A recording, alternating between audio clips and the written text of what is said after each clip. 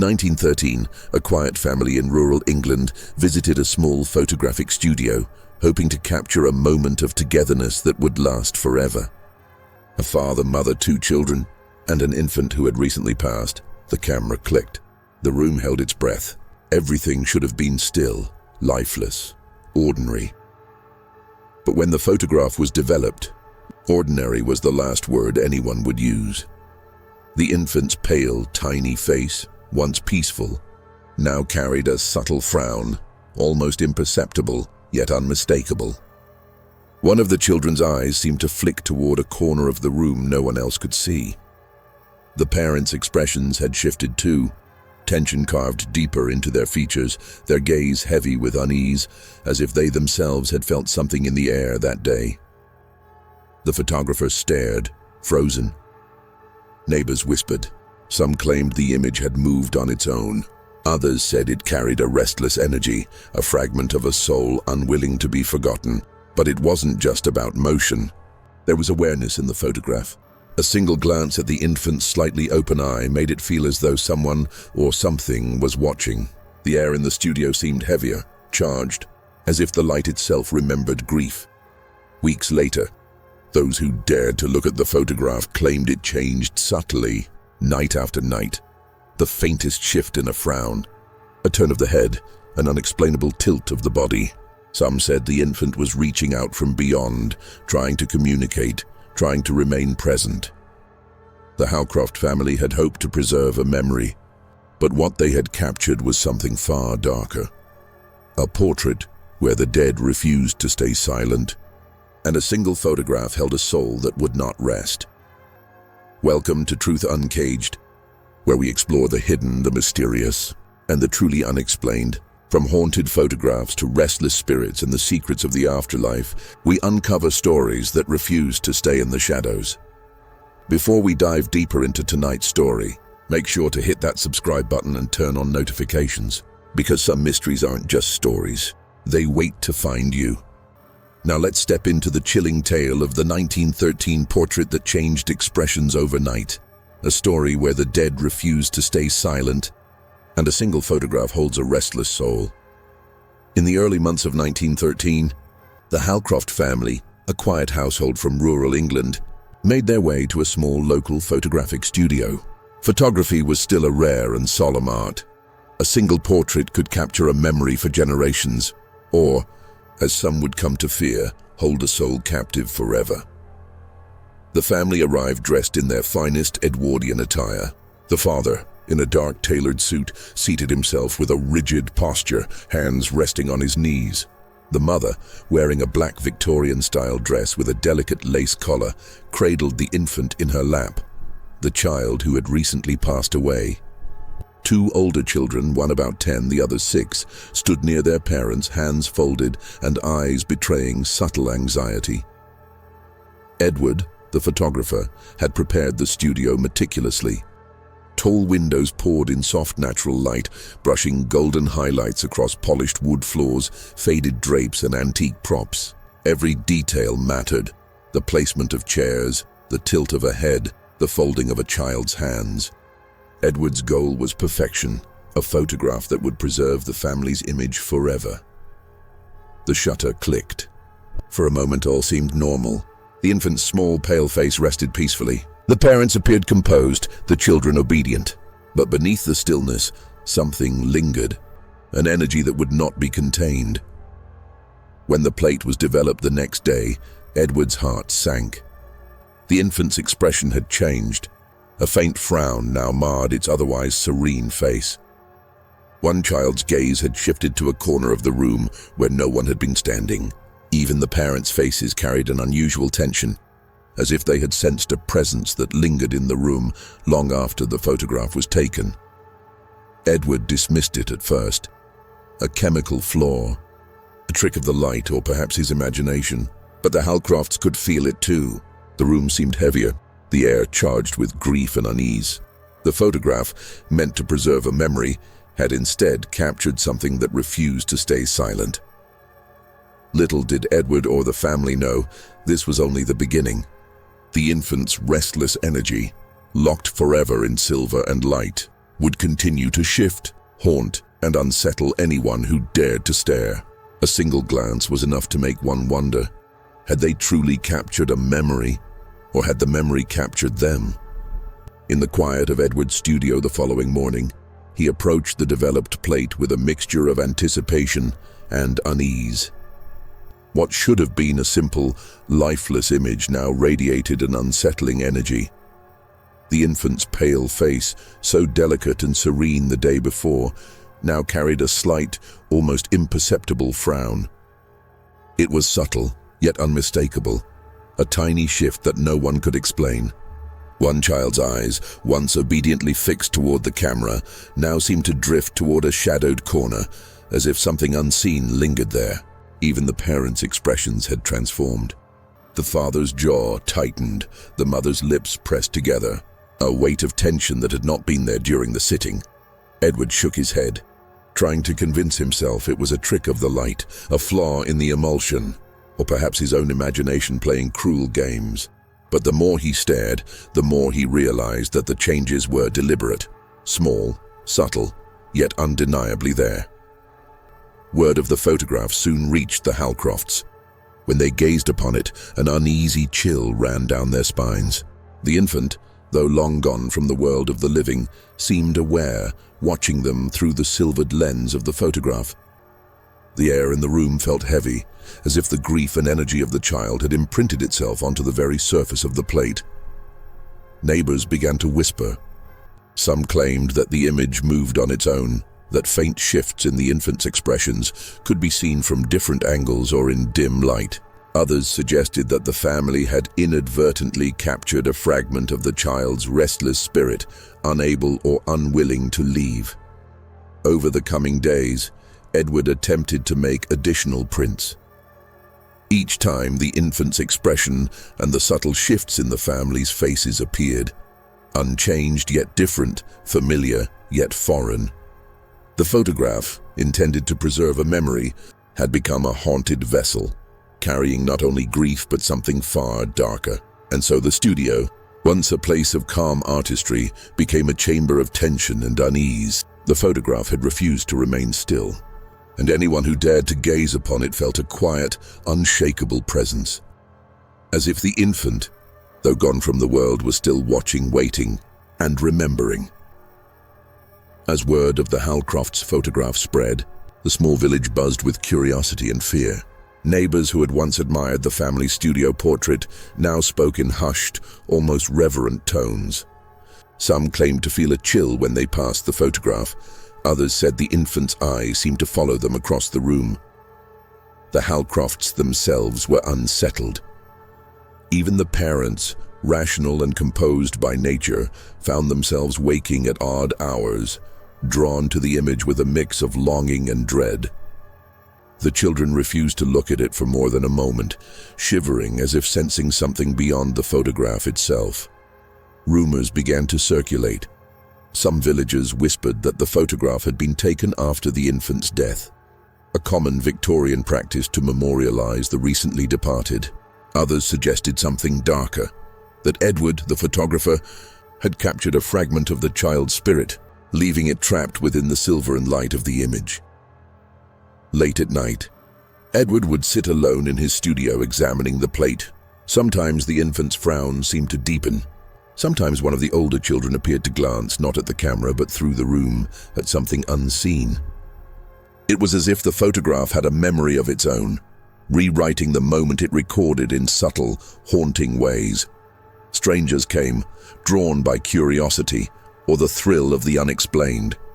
Some claimed that when viewed from certain angles, the infant's slightly open eye appeared to glimmer, reflecting a presence that did not belong to the living.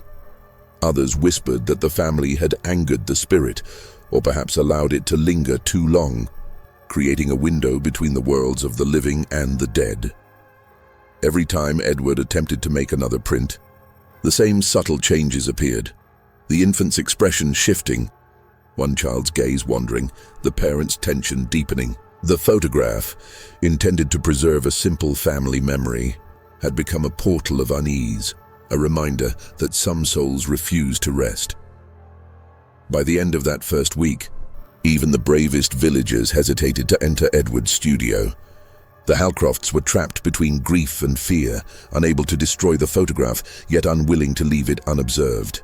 For anyone who dared to look, it became clear this was no ordinary portrait. Something beyond understanding was watching through the lens, and it was not finished with them yet.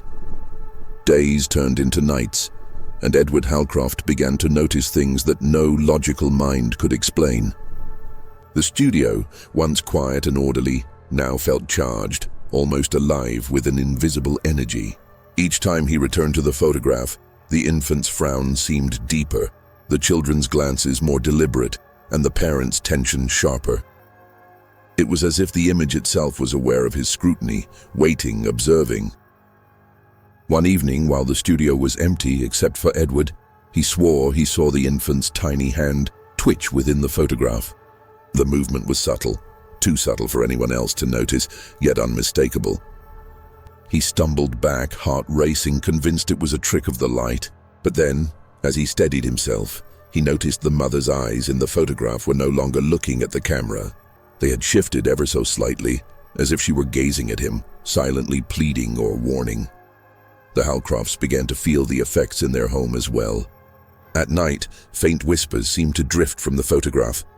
Soft, indecipherable murmurs that caused the children to cry quietly in their beds. Objects near the photograph sometimes appeared slightly displaced, though no one could explain how. Even the air around it seemed colder, heavier, as if the photograph carried with it a fragment of something restless and unwilling to fade. Edward attempted to create multiple copies, hoping to disperse the energy or study it further. Yet each reproduction bore the same chilling hallmark. The infant's expression, though never identical, always seemed alive, subtly moving, subtly aware. It became clear the photograph was no longer simply a record of the family. It had become a vessel, capturing grief, energy, and something beyond life itself. The studio's reputation spread far beyond the village. People traveled miles to witness the haunted image, drawn by curiosity, fear, or fascination. Some claimed that prolonged viewing caused dreams filled with the infant's presence, strange sensations of being watched, or feelings of unease that lingered for days. Others whispered that the infant soul had imprinted itself into the photograph, refusing to leave, unwilling to let go of the family, the home, and the life it had been denied. And so the photograph remained, a timeless, restless image haunting everyone who dared to look, reminding the living that sometimes, even in stillness, the dead are never truly gone. Weeks passed, and the Halcrofts began to feel the photograph's presence everywhere. It no longer remained confined to Edward's studio. Its influence seeped into their home, their thoughts, and even their dreams. The infant's pale face, with its faint frown and slightly open eye, seemed to watch them constantly. At night, the children would wake screaming, claiming they saw the baby's gaze following them across the room. The parents grew weary, haunted by a feeling of unseen fingers brushing against their shoulders, a whisper too faint to catch, yet impossible to ignore. Edward continued his attempts to study the image scientifically, hoping to find a logical explanation. Yet each time he returned to the studio, the photograph seemed aware of him. The infant's frown deepening, the mother's anxious eyes shifting, the children's glances subtly moving. Even the studio air felt thick with something unseen but palpable, a tension that pressed against his chest and whispered of grief, loss, and unfinished business. Visitors who viewed the photograph reported strange phenomena. Some felt a sudden chill run down their spine. Others claimed the infant's eye twitched or blinked, or that the mother's gaze seemed to follow them across the room. A few spoke of faint crying or whispers that vanished the moment they turned their heads. Rumors spread. The photograph was no longer just a memory. It had become a portal for something restless, a fragment of the child's spirit trapped within the silver plate. The Halcrofts themselves were torn between fear and reverence. Destroying the image seemed unthinkable, as if doing so might anger the presence within. Yet leaving it alone brought no peace. The infant's gaze was constant, demanding attention. reminding them of a life that had barely begun and could not let go. Edward finally understood that this was beyond photography, beyond science. The image did not simply capture life, it had captured something that remained alive in its own way. The frown, the glance, the slight shifts in expression, they were not errors, not tricks, but signs of a spirit refusing to rest. A memory that had become something more. The photograph had become haunting, an image that refused to stay still, a dark reminder that in some cases, even the dead can reach out to the living through the lens of a camera. As the story of the Halcrofts' haunted photograph spread, the small village could no longer ignore it. Whispers turned into conversations, conversations into full-blown rumors, and soon everyone spoke in tones of awe and fear. Visitors came from miles away, drawn by curiosity or a desire to witness the inexplicable. Some claimed that when they looked into the photograph, the infant's slightly open eyes seemed to follow them, a faint twitch crossing its pale face. Others reported that the mother's gaze in the image appeared to plead, almost silently warning, while the older children's glances moved in subtle, unnatural ways. Even skeptics could not deny the atmosphere around the Halcrofts' home. The air felt heavier, almost charged, with a presence that no one could see, yet everyone could feel. The faint sound of whispers drifted through the rooms at night. Curtains fluttered, though no windows were open, and the faintest, almost imperceptible movements of the infant's tiny hands were reported in dreams and reflections. Some villagers believed that the photograph had become a gateway between worlds, that the infant, taken too soon from life, had imprinted a fragment of its spirit onto the image, leaving a restless energy that could not be contained. Others whispered that Edward had unknowingly captured something darker, a lingering soul that refused to be forgotten. Even the Halcrofts, once rational and composed, found themselves ensnared by fear. They could not bear to leave the photograph unattended, yet its presence filled them with unease and grief. Every glance revealed slight but undeniable changes, the infant's frown deepening, the mother's eyes shifting, the children appearing more anxious, as if the photograph itself were alive and watching. By the end of the week, the studio became a place of tension and trepidation. No one dared linger for long, and those who did spoke of a strange, almost spiritual energy, pressing on the chest and whispering in a voice only the heart could hear. The Halcrofts realized that the photograph was no longer a memory. It had become a haunting, a living testament to grief, loss, and a presence that refused to fade. In a quiet village where life once moved predictably, the photograph had rewritten the rules, leaving everyone to wonder. Could a single image truly hold the energy of a soul, or was it something far darker waiting to reveal itself? As weeks passed, the Halcrofts could no longer ignore the unsettling phenomena surrounding the photograph. It began with small, subtle changes. A shift in the infant's gaze, a deeper frown, a slight tilt of the mother's head. But soon, the manifestations became impossible to dismiss. Objects near the photograph sometimes appeared displaced. A chair slightly moved, a flower leaning in a direction it had not been before. The air in the room grew cold and heavy, and visitors reported feeling a prickling sensation on their skin, as if unseen eyes were tracing their every movement. At night, soft whispers seemed to drift from the photograph, too faint to understand, yet enough to make the Halcrofts wake in terror. Edward, the photographer, became obsessed. He attempted to document every minute detail, taking multiple prints and studying them under different lights.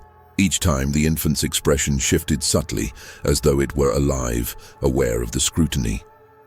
Even the older children's eyes, frozen in silver and emulsion, seemed to follow him across the studio, and the parents' features continued to tense and relax in ways that no photograph should allow. The villagers' fear grew as well.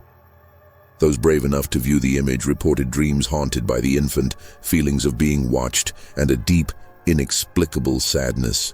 Some claimed the mother's eyes in the portrait pleaded silently, warning the living of something unseen. While the older children's glances seemed to shift when no one looked, the Halcrofts realized the photograph had transcended its purpose. It was no longer merely a memory of the family or a record of grief.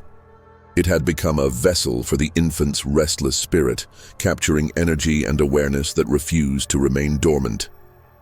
Even Edward, rational and methodical by nature, began to fear the photograph. It was no longer a studio creation.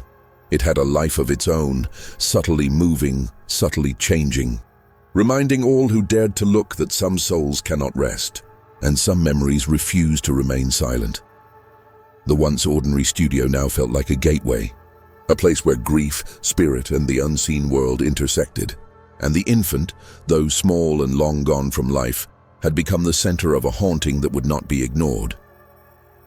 By now, the Halcrofts could no longer ignore the full force of the photograph's presence. The subtle shifts that had begun weeks ago now escalated into disturbing manifestations. The infant's frown deepened, one eye now slightly open and seemingly aware, while the mother's gaze in the portrait appeared pleading, almost desperate, as if begging the living to understand something beyond words. At night, the whispers grew louder, more persistent, echoing faintly through the studio and into the Halcrofts' home. The older children refused to enter the room where the photograph was displayed, shivering as if the unseen energy reached through the walls, brushing against their small frames. Objects moved on their own, the infant's tiny toy rocking slightly, flowers on the table tilting toward the portrait, and the air carrying a chill that no fire could warm. Edward, now obsessed, attempted one final experiment. He placed multiple copies of the photograph in different rooms, hoping to test whether the energy was contained or if it moved freely. But each new print carried the same subtle but undeniable shifts. The infant's frown, the mother's anxious eyes, the children's wondering glances. The image refused to stay fixed, as though it had a mind of its own, choosing which expressions to reveal and when. Rumors spread beyond the village. Travelers, curious and daring, spoke of dreams haunted by the infant, sudden chills, and an uneasy feeling of being watched even when the photograph was not present. Some whispered that the spirit had attached itself to the silver emulsion, waiting, watching, refusing to move on. The Halcrofts, torn between fear and devotion, could not destroy the photograph. Its presence demanded attention, yet every glance brought an escalating sense of dread. It was no longer merely a family memory. It had become a vessel of unfinished grief and restless spirit energy, a portrait that refused to remain silent, refusing to remain still. Even today, the story lingers. Some claim the original photograph survives, slightly cracked and faded.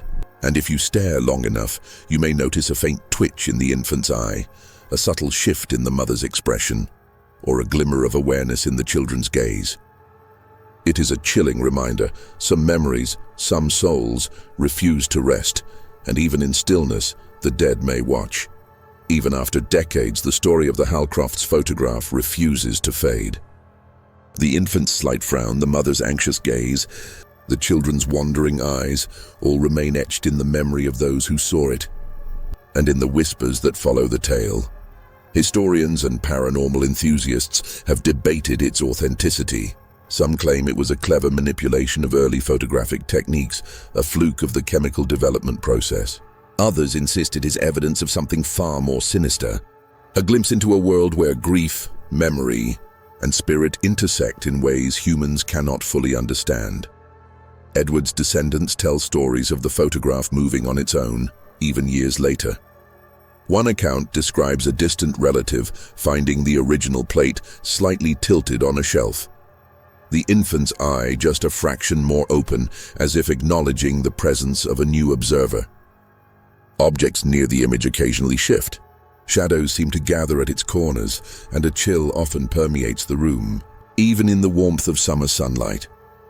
Some paranormal investigators suggest the photograph acts as a vessel for restless energy, a fragment of a soul trapped within the silver emulsion refusing to let go. Those sensitive to spiritual energy report an almost imperceptible heartbeat in the image, the faintest whisper of a cry, and a sense of being watched that cannot be explained. Yet, despite these eerie accounts, no one can fully answer the most pressing question. Why does the photograph move? Why does the infant's expression shift, the mother's gaze plead, and the children's eyes wander? Is it grief? Is it unfinished business? Or is it something darker, a fragment of life refusing to remain bound by death? What remains certain is this: the 1913 portrait is no longer just a photograph. It has become a living memory, a haunting, a silent observer of the living and the dead. And for anyone who gazes too long, it leaves a chilling impression. Some souls are too restless to stay in the past, and some images are too alive to ever truly be still. Decades have passed, yet the story of the Hal Crofts photograph continues to chill those who hear it. The original plate, slightly cracked and faded with age, still exists, quietly holding within it the restless energy of a life interrupted. Those who have seen it claim that the infant's faint frown, the mother's anxious gaze, and the children's wandering eyes never truly settle. Some describe subtle movements, a twitch of a hand, a shift in posture, or the glimmer of the infant's open eye, as if the photograph watches those who dare to stare. It is a haunting reminder that some souls do not remain in the afterlife as we imagine. Some linger, tethered to memory, grief, and unfinished threads of life. The Hal Crofts story became legend, whispered in quiet corners of the village and beyond. Edward, the photographer, passed on, but his studio and the image he captured remained, a silent witness to the power of grief and the persistence of spirit. Visitors to the descendants' home still report an uneasy feeling, the subtle sense of being observed by eyes that are neither fully living nor fully dead. What the photograph truly represents may never be known. Is it merely a trick of early photographic methods, or something far more profound, a bridge between the living and the dead? Some say the infant's spirit remains tied to the silver plate, unwilling to leave until all who gaze upon it truly understand the depth of loss and longing it carries. Even today, for those who dare to look upon it, the lesson is clear. Some memories refuse to stay in the past. Some images refuse to remain still, and some souls refuse to rest. The 1913 portrait is not just a photograph, it is a haunting testament to grief, life interrupted, and a presence that watches silently through time. If this story sent shivers down your spine, imagine the countless other moments where life and death brush against each other, leaving traces we are not meant to forget. Subscribe to Truth Uncaged and turn on notifications, because here we explore the hidden, the mysterious, and the unexplained. From haunted photographs to restless spirits, no shadow is left unturned, and no secret goes uncaged. Have you ever experienced something that felt alive, though it shouldn't have been? Share your stories in the comments, and remember, some eyes are always watching, even from beyond the veil.